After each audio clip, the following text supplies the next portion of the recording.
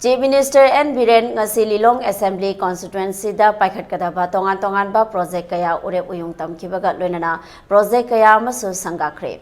Waka board na sinduna house complex da pangthokiba thoromaduda CAF and PD Minister L. Susindro, Transport Minister Kasim Basum Hill Area Development Committee के Chairman Dipu Gangmai Moirang SC के MLA Thongam Santi Wabagai SC के MLA Usham Deven Mayang Imphal SC के MLA K. Robindro, Kakching SC के MLA M. Rameshwar Kairao SC के MLA L. Rameshwar Mitei Amade Lamlai SC के MLA K. H. Ibomsana Chingbana Saruk Yakhe.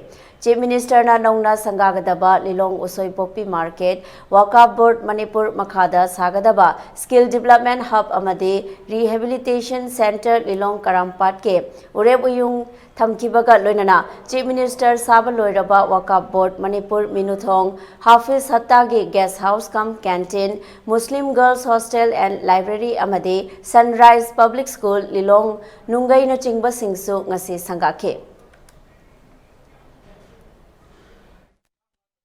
Politics masa-masa di wata gano. Politics masa-masa to ganggu di wata gano. Ay koi amat to ni lemin na pani, koi amat to ni leidor ni, amat to ni koi ki lega sukan gado. Koi puno mi gado. Lega kan bahin na koi nansa siya minate. Kasi ki siya men na hai ki bohi ras committee na.